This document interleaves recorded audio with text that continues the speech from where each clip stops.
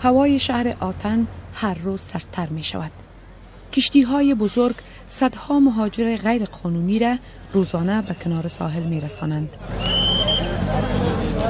سازمان ملل متحد می گوید از آغاز سال روان میلادی حداقل 500,000 مهاجر غیر قانونی به یونان رسیده که بیشتر آنها اطفال زیر سن 18 می باشند و تنها سفر می کنند.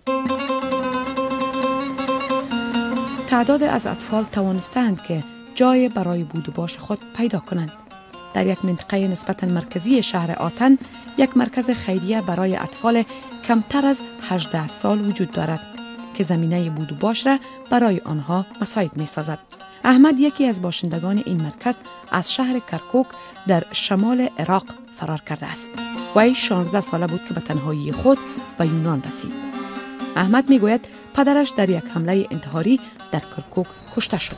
هر روز فجر است اونجا. هر روز 4 جار فجر 5 جار. هانی هم اتاقی احمد است. وی از شهر حلب سوریه به یونان مهاجر شده است. هانی می گوید که تمام جناح‌های درگیر جنگ در سوریه پسران جوان را مجبور می کردند که مسلح شوند. داعش همه را می کشت. داعش وحشتناک ترین شیطان است. هر کی را که می خواستند به کفر متهم می کردند. به جرم سیگرت کشیدن دستها را قطع می کردند. پدرم از آنها ترس داشت و به من گفت که فرار کنم. احمد و هانی با 11 نوجوان دیگر در مرکز اطفال مهاجر زندگی می کنند. دیمیترا ادامانتیدو رئیس این مرکز با همه اطفال رویه مادرانه دارد.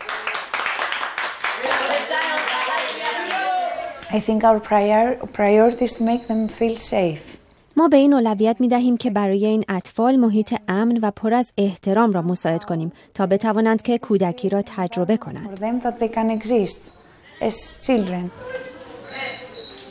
تقریبا همه اطفالی که در این مرکز بود و باش دارند می خواهند با اعضای خانواده هایشان در ممالک دیگر اروپایی یکجا شوند. هانی می خواهد به سوئیس برود. من می خواهم به سوئیس پیش کاکای خود بروم. می خواهم که با خانواده خود زندگی کنم. بدون خانواده نمی توانم زندگی کنم. اما تعداد آن اطفال هم کم نیست که در کوچه و پس کوچه های آتن سرگردانند. بیشتر این اطفال نمی خواهند در آتن بمانند. علی 15 ساله از کابل فرار کرده. او می خواهد که به جرمنی برود. علی هنوز هم باور نمی کند که چطور از مرگ حتمی نجات یافت. در کشتی که باید 20 نفر یا 25 نفر داخل میکردن، همین قاچاقبر را ما 50 نفر بالا کردن. هر لحظه امکان بود که ما غرق شویم. اداره کمک‌های اقتصادی اتحادیه اروپا میگوید سال گذشته حداقل 24,000 طفل که تنها مهاجر شده بودند در ممالک مختلف اروپایی تقاضای پناهندگی کردند. اما تعداد دقیق این اطفال معلوم نیست، زیرا اکثر آنها سن اصلی قانونی خود را افشا نمی کنند. تعداد مهاجران امسال شاید 2 برابر افزایش یابد. ماریا میخائیلیدو، نماینده کمیشنری عالی سازمان ملل متحد برای مهاجران در یونان میگوید یونان ظرفیت زیاد ندارد. حکومت یونان باید سیستم قوی‌تری را ایجاد کند تا هم اطفالی که تنها مهاجرت میکنند تحت پوشش قرار گیرند. اطفالی که به تنهایی مهاجرت میکنند و به یونان میرسند با خطر تشدد فیزیکی، تجاوز یا سوء استفاده جنسی و افتادن به دام قاچاقبران مواد مخدر مواجه‌اند. علی 6 ساله بود که قاچاقبران انسان او را به یونان رساندند. وی حالا 21 ساله است. علی از 15 سال بدین سو در یونان زندگی می کند. از خانواده‌اش هیچ خبری ندارد و تا حال اسناد قانونی برای سفر هم به دست نیاورده. البته نمیگم کلاً مردم یونان فاشیست، نه.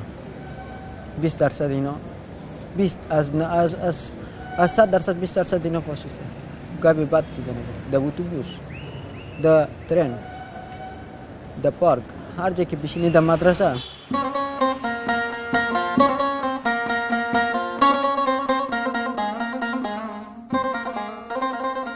بیشتر اطفال که به آتن رفتند از مواجه شدن با سرنوشت علی در حراسند.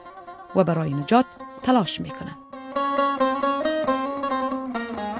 شهر آتن به اطفالی که از جنگ و فقر به آنجا پناه بردند هیچ تضمین برای آینده با امن ندارد.